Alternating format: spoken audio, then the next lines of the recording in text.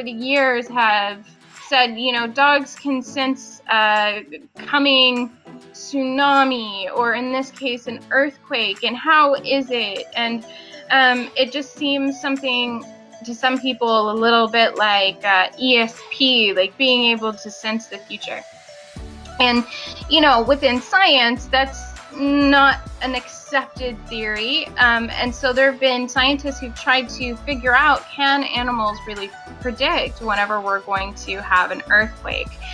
And in general, the studies have been very mixed.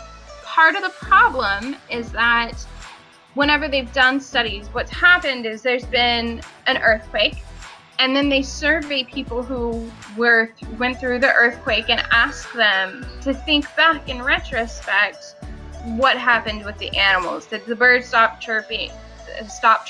Did your dogs start acting agitated? Did livestock move?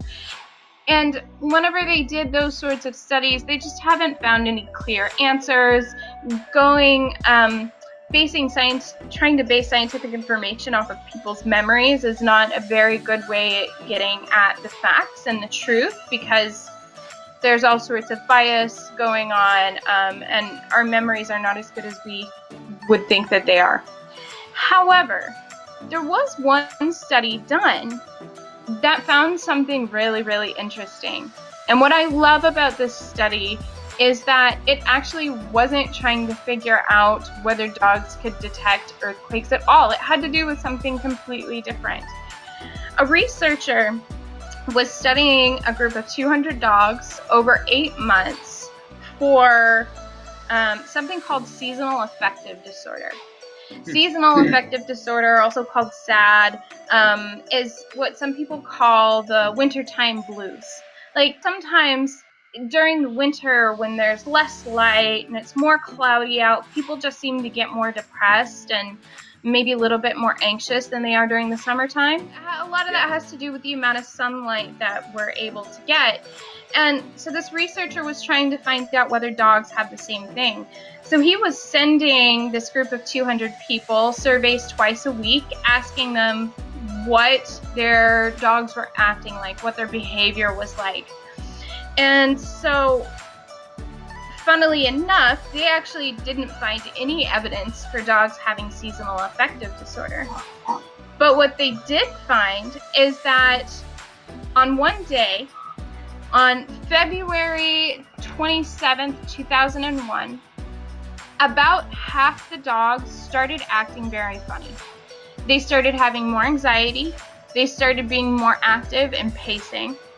And the day after that, a 6.8 magnitude earthquake hit the Pacific Northwest, and it was centered in Vancouver, Canada. And so he was trying to figure out whether this, over this 8-month span, the dog's behavior stayed about the same, except for this one day where you had a spike in agitation. And he was trying to figure out why. Why is it that we were able to capture the one day before this earthquake happened, and we did see this change?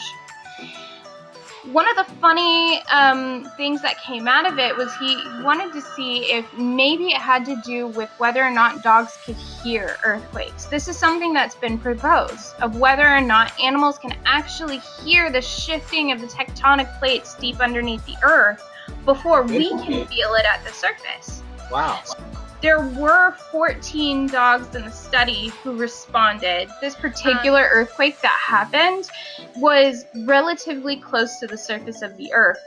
And so the very high-pitched sounds that dogs can hear but people can't hear were able to travel to where the dogs were, and the dogs could hear it. And hearing this different strange sound made the dogs more agitated, and that's why we're seeing this behavior shift. But it's happening a day before people are able to detect any difference.